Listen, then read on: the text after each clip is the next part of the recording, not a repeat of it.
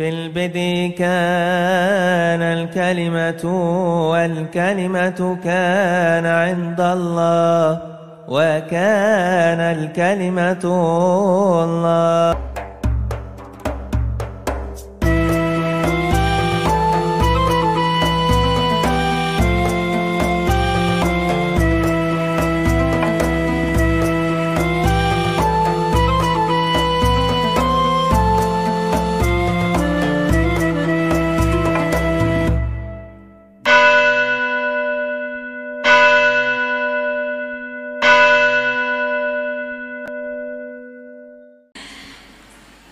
Silakan Pak Bambang untuk memberikan jawaban.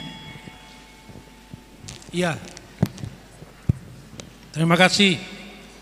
Yang pertama itu adalah kenapa pengakuan iman Athanasius tidak dipakai di gereja-gereja lain. Jadi gini ya, pengakuan iman satu-satunya dari gereja seluruh dunia sebelum perpecahan itu hanya ada satu, pengakuan iman Nikeia Konstantinopel.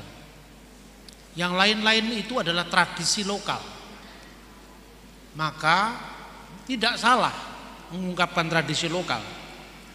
Tapi kalau Anda membaca pengakuan iman rasuli, Anda nggak tahu apa-apa. Kan cuma dikatakan aku percaya akan Allah Bapa yang Maha Kuasa, kali ke langit dan bumi, dan akan Yesus Kristus anaknya yang tunggal, Tuhan kita. Hubungan antara Yesus dengan Bapaknya, anaknya yang tunggal. Bagaimana menjelaskan anak yang tunggal itu? Tidak ada penjelasan. Karena pengakuan iman lokal yang di Roma, bukan putusan konsili gereja. Dan akan Roh Kudus, gereja yang kudus dan am. Roh Kudus itu apanya? Allah. Hubungannya dengan Yesus apa? Hubungannya dengan Bapa apa? Tidak ada penjelasan sama sekali. Makanya aliran apapun pasti mau pakai pengakuan iman rasuli. Yang tidak percaya Tritunggal pun mau pakai pengakuan iman rasuli. Itu tidak salah, tapi tidak jelas. Kalau pengakuan iman rasuli jelas, maka tidak perlu ada konsili Nikeia, konsili Konstantinopel. Ya, itulah sebabnya pengakuan iman rasuli itu hanya dikenal di gereja Roma. Protestan kan dari Roma. Ya, gereja-gereja yang muncul dari Protestan semua itu Roma. Tapi di gereja timur, gereja Yerusalem, Konstantinopel, Alexandria, tidak dikenal pengakuan iman rasuli. Karena memang itu bukan rumusan mereka, itu rumusan dari saudara seiman mereka di Roma. Nah, pengakuan iman Athanasius itu produk dari abad ke-8. Tidak berasal dari Athanasius. Makanya di beberapa teks gerejawi itu ditulis pseudo Athanasian. Nah, makanya kalau pengakuan iman satu-satunya itu Katolik menerima, Protestan menerima, Ortodok menerima. Karena pengakuan iman Nikeia tahun 325 disempurnakan oleh Konstantinopel 381. Itu pengakuan iman gereja seluruh dunia sebelum perpecahan. Jadi perpecahan gereja pertama kan tahun 451, Konsili Kalsedon. Gereja Alexandria dan gereja Antioquia berpisah dengan gereja Roma dan Konstantinopel. Itu tahun 435. Karena kesalahpahaman rumusan tentang Kristus. Tapi sekarang clear, sudah saling bisa memahami dan saling bisa menerima. Perpecahan kedua antara dua Roma Barat dan Roma Timur. Roma Timur itu Konstantinopel, Roma Barat itu Roma Katolik. Roma Timur menjadi Ortodok Yunani 1054. Yang ketiga tahun 1517 munculnya gereja-gereja reformasi Protestan. Nah, dari panjang sejarah selama 2000 tahun hampir, itu pengakuan iman Nikeia Konstantinopel diterima di seluruh gereja. Berarti itu pengakuan iman yang hasil kesepakatan seluruh gereja. Sementara pengakuan iman Athanasius itu dari Roma, dirumuskan lewat tradisi orang Roma, bukan hasil konsili. Pengakuan iman singkat ya, pengakuan iman Rasul itu hasil tradisi Roma, bukan putusan konsili. Karena Yerusalem punya sendiri, gereja Kaisaria punya sendiri, gereja Alexandria punya sendiri. Itu menjadi bahan-bahan yang kemudian dirumuskan ulang secara lebih jelas di pengakuan iman Nikea Konstantinopel. Kemudian yang kedua, tentang posisi Maria. Memang Maria itu menjadi salah satu korban dari kesalahpahaman ketika munculnya gereja Protestan. Reformator pertama-tama kayak Luther, Calvin, Zwingli masih hormat kepada Bunda Maria. Tapi produk Protestan modern, Maria semakin hilang. Ya. Tapi kalau di kalangan gereja-gereja kuno, baik itu Ortodok maupun Katolik sampai sekarang masih dipertahankan, sekalipun pemahamannya juga berbeda. Ada perbedaan lah tentang Maria Immaculata, Maria Immaculata in Conceptio itu, tapi tidak usah kita bahas sekarang. Tapi kalau sampai Maria dimasukkan dalam ketuhanan itu salah. Itulah yang dikritik oleh Al-Quran sebetulnya. Dan itu bukan ajaran Katolik, bukan ajaran Ortodok, bukan ajaran Protestan. Itu ajaran aliran sesat Koliridianisme yang tumbuh di dunia Arab sejak abad ke-4 Masehi. Dan bapak-bapak gereja sudah mengkritik ajaran itu. Maria yang masuk dalam ketuhanan. Itu dikritik oleh Epifanius dari Salamis. Dan itu menekankan Maria itu harus dihormati. Tapi Maria itu bukan Tuhan. Yang kita sembah hanya Allah Bapa, Putra dan Roh Kudus. Kemudian eksistensi Yesus dalam kehidupan iman kita sehari ya harus kita sampaikan ya. Jadi artinya saudara-saudara Muslim itu kalau kemana-mana ketemu di pertemuan politik, pertemuan apapun selalu sholawat Nabi. Ya toh? Kenapa Kristen tidak? Itu kan pusat iman kita. Mungkin cara menyampaikannya itu biasa, tidak luas. Jadi orang itu sekalipun pinter, sekalipun hebat, tapi kalau enggak luas biasanya ditinggalkan orang. Maka marilah kita luas dalam dalam penampilan, dalam penyajian, tapi kita harus kuat dalam pengajaran. Keluasan dan kekuatan itu bisa dipadukan. Keluasan itu kan sifat feminim, sifat seorang ibu. Tapi ketegasan itu sifat seorang bapak, itu harus maskulin feminimnya harus dilakukan di gereja kan. Nah kemudian pertanyaan kedua, kita tidak memahami Tritunggal dengan sempurna. Ya memang tidak ada yang bisa memahami Allah secara sempurna. Bukan hanya Kristen, orang Islam juga tidak paham benar Tuhannya secara sempurna. Namanya Tuhannya tidak bisa dipahami dengan keterbatasan akal kita. Tapi jangan hanya diredusir untuk Kristen saja. Agama lain juga sama-sama tidak paham. Nah saya kasih contoh misalnya ya. Kenapa orang Islam lebih sederhana dalam pemahaman? Karena yang rumit-rumit tidak diajarkan. Iya tak? Syahadatnya cuma 2. Asyhadu an la ilaha illallah wa asyhadu anna Muhammad Rasulullah. Kan hanya itu saja. Padahal kalau Anda belajar Islamologi atau belajar ilmu kalam ya misalnya, itu rumit juga hubungan Allah dengan sifat-sifatnya seperti apa. As-sifatul laisatil dzat walahiyya ghairuha. Sifat-sifat Allah itu tidak sama dengan zatnya, tapi juga tidak berbeda dengan zatnya. Nah, tidak sama kan berarti beda. Tidak beda berarti kan sama, kan sama-sama sulit. Makanya ya jangan mengkritik Injil Yohanes, namanya pada mulanya adalah firman, firman itu bersama Allah dan firman itu adalah, jangan mengkritiklah. Sama-sama rumitnya. Namanya Tuhan dia mesti rumit. Tuhan itu tidak kelihatan. Kalau ngomong adanya Tuhan beda dengan adanya kita. Misalnya Anda mengatakan, kok Tuhan dikaitkan dengan sesuatu yang bersifat manusiawi? Itu namanya antropomorfisme. Semua agama itu ada. Misalnya tangan Tuhan tidak kurang panjang menolong. Jangan dibayangkan Tuhan punya tangan beneran seperti panjangnya tangan seseorang. Di dalam agama apapun juga ada itu.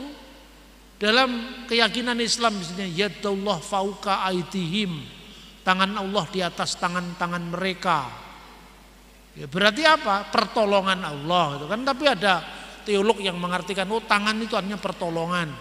Tapi ada teolog lain dalam Islam yang mengatakan kalau dikatakan tangan ya ditulis tangan, gak usah diterjemahkan. Tapi artinya serahkanlah kepada Allah. Ada yang seperti itu. Lah Kristen itu semua diajarkan. Kadang-kadang pengajarnya kurang cakap. Salah paham menimbulkan salah paham baru. Gitu loh. Kalau di gereja timur ya, anak-anak kecil itu sudah mulai diajari. Anak-anak kecil jadi berteologi kalau diungkapkan dalam seminar itu sulit. Tapi kalau berteologi dihayati dalam liturgi itu akan lebih mudah.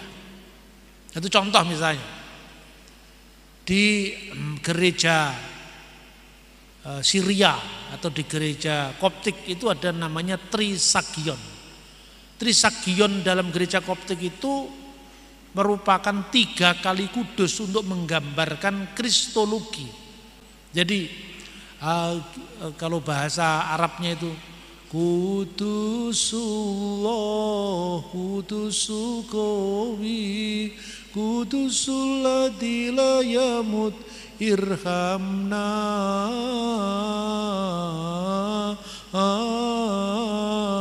Kudusullah, Kudusul Qawi. Artinya apa? Kuduslah Engkau ya Allah, kuduslah Engkau yang maha kuasa, kuduslah Engkau yang tak berkematian. Berarti Yesus dalam kodrat ilahinya adalah Allah. Yesus dalam kodrat ilahinya maha kuasa. Yesus sebagai kodrat ilahi, sebagai firman Allah tak berkematian. Allah tidak bisa mati, firman Allah tidak bisa mati. Tapi yaman sulita aidon inna anna irhamna, yang telah disalibkan bagi kami. Yang disalibkan bukan keilahiannya, yang disalibkan bukan firman Allah, yang disalibkan kemanusiaannya. Karena itu mengajarkan 1 Petrus pasal 3:18, dia yang dibunuh dalam keadaannya sebagai manusia. Jadi kan gak terasa. Anak-anak kecil di gereja Mesir, kalau dia sekolah negeri kan sering dibully teman-temannya. Hai kamu Kristen katanya, ya Miriam, ya Masihi, kamu menyembah Allah itu 3, ya ilahuka talata katanya. Terus anak kecil itu kan sudah diajarkan karena liturgi. Nu'min bi ilahin wahid, kami percaya kepada Allah yang esa. Ketika dia dibully temannya, la Allahu wahid, kama fi kanun al iman fi kanisatuna misalnya, nu'min bi ilahin wahid, kami percaya kepada Allah yang esa. Itu diajarkan untuk anak-anak. Anak sekolah minggu itu diajari. Konsili Nikea diadakan pada bulan Juni tahun 325. Siapa pemimpin sidangnya? Hosius. Berapa jumlah anggotanya? 318. Diajarkan. Menjadi sulit karena diasingkan dari anak kecil. Apa yang saya sampaikan begini itu sebenarnya bukan hal yang sulit. Wong saya ceramah begini di Temu Agung Kebatinan Nasional. Itu di aliran kebatinan Jawa. Diadakan di Yogyakarta. Kebetulan yang mimpin doa Uskup Purwokerto, Uskup Katolik itu. Jadi semua lembaga diundang. Ketika Monsinyur Sunarko disuruh berdoa, dia nembang Jawa. Itu kontekstualisasi. Lalu saya diberi ceramah tentang misteri manunggaling Kawula Gusti dan Trinitas. Lalu saya sampaikan, ngerti mereka. Karena biasa berpikir metafisik. Lah kita selalu berpikir bendawi. Kalau ke gereja yang ditekankan, kamu naik apa? Naik sepeda motor belum diberkati. Kalau naik mobil, mobilmu apa? Kalau Avanza masih menengah.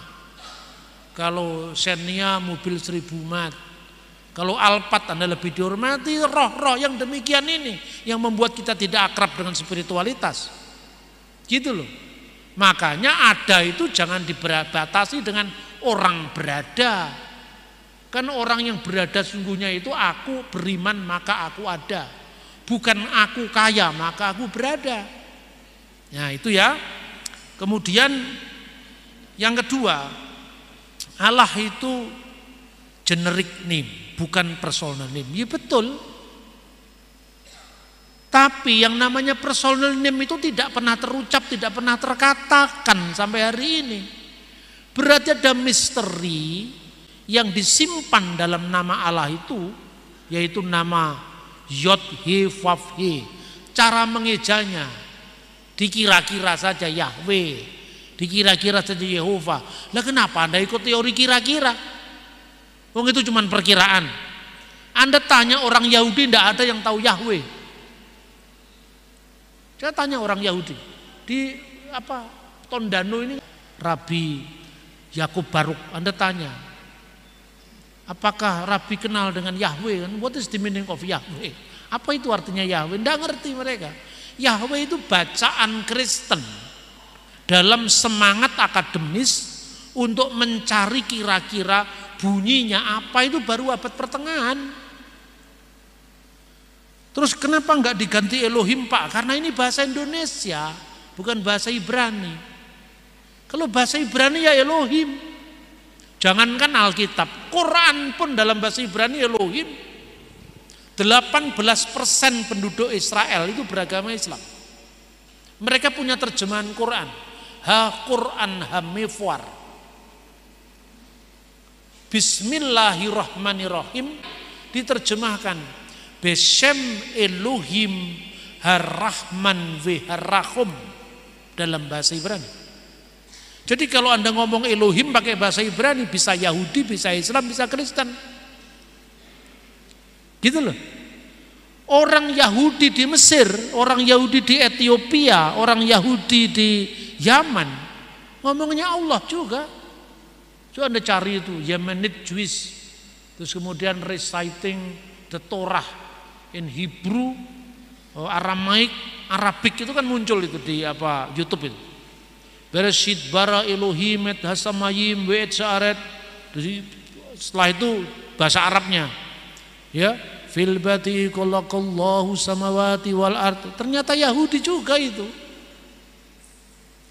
Yahudi Karaid yang ada di Mesir meninggalkan sinagoge namanya sinagoge Ben Ezra. Itu sebagian naskah teologisnya bahasa Arab, dan Elohim diterjemahkan Allah. Nah, ini contoh-contoh seperti ini kan karena kita kan jauh dari tempat aslinya kan. Makanya orang Indonesia kalau ngomong Elohim lebih Yahudi ketimbang Yahudi. Orang Yahudi sendiri kalau di negara barat ya Elohim diterjemahkan God. Di negara Arab Elohim diterjemahkan Allah. Ya seperti itu. Kemudian apakah karena itu kemudian menjadi ganjalan dalam hubungan lintas agama? Tidak pernah ada ganjalan. Ganjalan yang mana? Ganjalan yang dibuat-buat oleh orang itu. Orang Mesir nggak pernah keberatan, Saudi nggak keberatan, Syria, Libanon nggak keberatan. Yang keberatan orang Malaysia yang tidak berbahasa Arab. Yang mempersoalkan orang Pakistan yang berbahasa Dari atau berbahasa Urdu atau berbahasa Hindi. Di negara Arab tidak ada yang keberatan. Ya, kalau itu alasannya menimbulkan kegaduhan. Yang gaduh kan orang-orang tidak paham. Maka yang tidak paham itu dipahamkan dengan edukasi. Gitu loh. Ada orang mengatakan, ini yang ekstrim-ekstrim ini, Kristen ekstrim juga ada kan. Islam yang ekstrim banyak, Kristen yang ekstrim ternyata juga banyak juga. Dia ngomong kepada saya, Pak Bambang, Anda ini harus bertobat. Bertobat apa maksudmu, saya bilang. Kenapa Anda pakai kata Allah? Ya sejak dulu memang bahasa Indonesia kata Allah sudah diserap. Coba belajar prasasti ini Trengganu, prasasti Minyah 7. Umat Islam pun datang ke Indonesia pertama kali, kata Allah belum diterima. Sama orang Indonesia yang mayoritas beragama Hindu dan Buddha kan. Maka dalam prasasti Trengganu, kata Allah itu diterjemahkan Dewata Mulia Raya. Butuh proses kira-kira 300 tahun sampai kata Allah itu dipakai. Prasasti Minyah 7 menyebutkan Ya Ilahi Ya Robbi. Kemudian muncul terjemahan Alkitab Lydekker, karena dalam terjemahan Alkitab tahun 1629 terjemahan Cornelis Ruil kata Allah belum dipakai, dipakai kata Deus. Ketika terjemahan Lydekker 1733, kemungkinan ini Alkitab yang dibaca Thomas Matulasi Patimura. Kata Allah mulai muncul di situ. Kemudian setelah itu 1659 seorang ulama Aceh menerbitkan terjemahan pertama Al-Quran dalam bahasa Melayu. Maka kata Allah dipakai, disejajarkan dengan Tuhan yang Maha Esa. Tapi ungkapan kata debata itu pengaruh Sanskerta masih ada sampai sekarang. Debata mula jadina bolon. Debata itu terjemahan dari kata Elohim. Debata itu istadewa, itu sembahan tertinggi. Sementara kata Austronesia kuno yaitu yang masih dipakai dalam bahasa Indonesia, sembahyang, menyembah Tuhan. Jadi kata yang, debata, Elohim, Allah artinya satu makna. Nah, tergantung teks mana yang kita pakai, konteksnya apa. Lah karena Indonesia itu tidak mengenal kata Elohim, Anda mengatakan Elohim memberkati Pak. Elohim apa maksudmu Mas, kan gitu kan. Bingung, ini kan kemudian tidak sesuai dengan konteks karena bahasa itu belum diserap dalam bahasa Indonesia gitu. Ini pertanyaannya ya. Kemudian kenapa Allah nggak diganti Elohim? Karena nggak ada orang Indonesia yang paham Elohim. Kalau Elohim mau dipakai bahasa Ibrani sekalian semuanya. Jangan hanya sepotong-sepotong. Elohimnya diambil, Ibrani yang lain tidak. Ya toh? Kemudian bisakah dijelaskan lebih sederhana? Ya bisa. Lebih sederhana misalnya bagaimana Pak kesatuan Allah dengan manusia? Ya seperti manusia yang punya roh dan punya pikiran, ini selesai. Tubuh, jiwa dan roh. Tapi saya tidak tega kasih ceramah Anda hanya itu. Kalau itu Anda cukup buka Google kan ketemu itu. Saya ingin memberikan pada Anda yang terbaik. Saya menggali bahasa aslinya, konteksnya apa supaya dapat utuh. Kalau Anda pun tidak bisa mengikuti sekarang sepenuhnya, lewat ini Anda ulang-ulang pasti bisa. Pertama, Anda jangan underestimate dengan anak-anak muda. Ketika Anda mengatakan ini kok sulit, berarti yang sulit itu Anda. Orang lain bisa juga nggak sulit. Karena saya jamin ada ibu-ibu umur 90 tahun sangat kepingin ketemu dengan saya. Karena orang ini latar belakangnya orang Tionghoa ya, mungkin Taoism, tapi lebih banyak dia mendapatkan pendidikan di sekolah di Jawa yang latar belakangnya Islam. Mendengar khotbah-khotbah di gereja dia orang Katolik, tidak paham. Karena saya sering kalau ceramah itu kan ada improvisasinya, nembang, pakai bahasa guyonan, itu lebih masuk. Lalu dia ketingin ketemu sama saya, pertemukan saya dengan Pak Bambang. Nah saya pas ke Jakarta saya datang ke situ. Coba apa yang ditanyakan sama dia? Ceritanya ibu ini tanya tentang Tritunggal. Loh kenapa enggak tanya ini yang sudah ada di katekisasi di gereja Katolik? Kalau begitu kan mudah sekali. Tapi kalau ditanya orang lebih jauh saya nggak bisa jawab. Kenapa kok disebut pribadi? Memang kalau 3 pribadi itu satu ya di obok-obok seperti apa, kalau 3 ya tetap 3 pribadi. ada yang dipakai oknum. Ini misalnya, ini harus dibedah secara etimologis, pakai oknum. Buku-bukunya Pak Tong itu biasanya. Allah Tritunggal itu oknum, huruf besar semua. Allah itu bukan tiga, tapi tiga oknum dalam satu hakikat. Ini kan bahasa teologis. Tapi Anda lupa bahasa teologis ini sudah bergeser makna sekarang ini. Makanya diperlukan kontekstualisasi. Kata oknum, hanya Tuhan itu tiga oknum, tapi satu pribadi. Di pihak lain dia membaca Quran, tiga oknum pemuda ketangkap sedang pesta sabu-sabu. Loh, oknum yang pesta sabu-sabu ini kan oknum yang terpisah. Masa ini sama dengan oknumnya Allah Tritunggal? Nah, kemudian seorang Kristen mulai berpikir, apa enggak diganti kata itu? Pribadi. Pribadi bahasa Indonesia sehari-hari kan? Pribadi. Oh, ada problem dengan kepribadian ganda. Ini bukan hanya ganda, tapi ini tiga. Bingung kan? Kemarin saya diundang sama Gemim. Kata apa yang digunakan untuk mengubah atau menyesuaikan dengan kata pribadi? Jadi Kristen itu sekarang terbelah jadi dua. Satunya orang Kristen yang secara tulus ingin mencari padanan kata yang bisa mengungkapkan misteri Bapa, Putra, dan Roh Kudus. Itu disebut apa?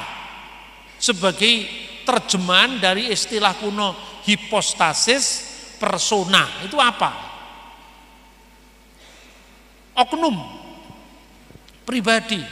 Maka Pak Harun Hatiwiono dalam bukunya Iman Kristen, dia mengatakan kata persona, person dalam bahasa Inggris, sejak abad 18 sebetulnya maknanya sudah berubah.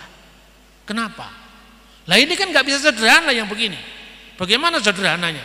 Kalau saya mengatakan ya seperti tubuh, jiwa, dan roh, satu kan, satu ya sederhana. Sudah usah 2 menit, 1 menit selesai saya pulang. Ya kan? Kalau mau dikatakan seperti matahari, sinarnya dan panasnya, itu sekolah minggu sudah ada. Tapi jangan Anda underestimate anak-anak kita begitu masuk SMP, dia tanya tentang oknum, tidak dapat jawaban dari gurunya, tanya ke Google. Nah, di Google jawabannya itu hutan belantara yang liar. Kapan kata persona ini berubah? Ketika Sigmund Freud menemukan teori psikoanalisa. Dalam teori itu ya kira-kira gini, intinya gini. Persona dalam makna modern hanya bisa dimiliki oleh satu hakikat manusia. Satu hakikat manusia itu hanya bisa memiliki satu persona. Maka yang namanya persona, begitu ngomong personnya Pak Bambang atau personnya Pak Joko, terpisah. Lah itu yang salah dalam Tritunggal. Karena yang disebut person dalam bahasa ketritunggalan Allah itu diskresi non separati, distingsi non divisi. Bisa dibedakan, tidak bisa dipisahkan. Lah kalau nggak bisa dipisahkan berarti satu eksistensi, satu wujud, satu hakikat kan itu kan. Bisa dibedakan, tak bisa dipisahkan, masing-masing punya kekasan secara tak terbagi. Itu Tritunggal, maka dicari. Pak Harun mengusulkan karena membaca Karl Barth, modus eksistensi. Tapi bagi mereka yang berpegang rumusan dogma, bahasa yang aslinya ini, wah itu nggak cocok. Modus eksistensi itu ya memang itu kan mirip-mirip dengan modalisme. Tapi yang mengkritik ini pun tidak memberi solusi. Dia tetap pokoknya bahasa gereja 3 oknum. Lah kalau 3 oknum, terus bagaimana kamu menjelaskan itu ada di luar orang baca Quran. 3 oknum pemuda ketangkap sabu-sabu. Ini sama apa enggak oknumnya? Kedua, itu pribadi Bapa, pribadi Putra, pribadi Roh Kudus. Terus Anda mengatakan berarti 3 pribadi. Pribadi ganda aja bermasalah, apalagi 3 pribadi. Ini antara teks asli dan konteks asli berbeda dengan konteks sekarang. Ini yang dicari solusi. Jangan hanya mudah mengutuk orang. Kalau saya kan selalu merunut gitu, karena merunut maka panjang. Terus saya jelaskan, ayo kita bedah satu-satu. Kata uknum itu asalnya dari bahasa Arab. Makanya kalau una substantia tres persona itu diterjemahkan dalam bahasa Arab wahid fi jauhar wa thalatha fi akonim. Satu dalam jauhar, jauhar itu hakikat, tiga di dalam akonim. Akonim itu bentuk jamak dari uknum. Lah kata uknum bahasa Arab ini juga bukan asli bahasa Arab. Ini dipinjam dari bahasa Siriak Aramaik, bahasanya Yesus sendiri, yaitu genoma. Maka dalam bahasa Aramaik ya, una substantia tres persona itu diterjemahkan dengan hat osia talat genome. Nah, kata genome, uknum bahasa Arab itu tidak pernah dipakai untuk pribadinya Yusuf, pribadinya Abraham, pribadinya Yakub, nggak pernah. Kata itu hanya dipakai secara metafisik teologis. Sebab di dalam bahasa Arab sehari-hari kata oknum yang terpisah itu adalah saksun, bukan uknum. Jadi bahasa Arab yang dipinjam bahasa Indonesia sendiri maknanya beda dengan oknum sekarang. Lalu solusinya apa, Pak? Solusinya kalau mau mempertahankan kata tiga pribadi harus ada catatan kaki. Yang disebut pribadi ini bukan pribadi si Budi, bukan pribadi si Anwar, bukan pribadi si Stefanus. Karena pribadi yang terpisah ini maknanya pribadi dalam psikologi modern. Pribadi yang dimaksudkan di gereja kuno dijelaskan satu-satu gitu loh. Maka kelihatan menjadi sulit. Tapi putar video saya 5 kali saja, pasti Anda ulang-ulang, pasti Anda paham. Tapi kalau Anda biasa mendengarkan khotbah KKR, kemudian mendengarkan ceramah saya susah payah, karena KKR kan cari mudahnya. Nah itu, kemudian bagaimana enggak disebutkan sederhana saja Allah, Bapa, Putra dan Roh Kudus, itu sebaiknya. Tapi jangan juga menyalahkan Allah Bapa, Allah Putra, Allah Roh Kudus. Itu juga enggak salah. Tapi kalau masih menimbulkan salah paham, simpan dulu, jangan diajarkan langsung kepada orang awam. Kalau diajarkan nanti bingung. Sebetulnya apa sih yang ditekankan Allah Bapa, Allah Putra, Allah Roh Kudus? Itu yang tadi saya ceritakan itu. Allah dari Allah, Allah sejati dari Allah sejati, dilahirkan tidak diciptakan. Itu artinya apa? Firman Allah itu sepenuhnya Allah. Maka disebut firman Allah itu adalah Allah dalam hipostasisnya sebagai firman itu. Tapi untuk orang awam kan sulit membedakan. Allah Bapa, Allah Putra, Allah Roh Kudus, ya sudah dipersingkat saja. Bapa, Putra dan Roh Kudus Allah yang Maha Esa, kan enak. Tapi jangan juga menyalahkan. Allah, Roh Kudus, Allah itu salah. Itu bahasa dogma, bukan bahasa Alkitab. Bahasa Alkitabnya memang tidak ada. Tapi menjadi bahasa dogma itu ada konteks. Nah konteksnya ini apa? Menekankan untuk melawan ajaran ini tadi, ajaran Helenisme tadi, bahwa yang mengalir dari sumber itu lebih rendah dari sumbernya itu loh. Makanya disebutkan Allah Putra, karena apa? Putra itu bukan setengah Allah, tapi Allah sempurna. Allah dari Allah, terang dari terang, Allah sejati dari Allah sejati. Itu konteksnya. Loh enak kan? Saya tuh tidak mudah menyalahkan orang lain. Tapi sebelum Anda menyalahkan orang, pelajari dulu apa yang disampaikan.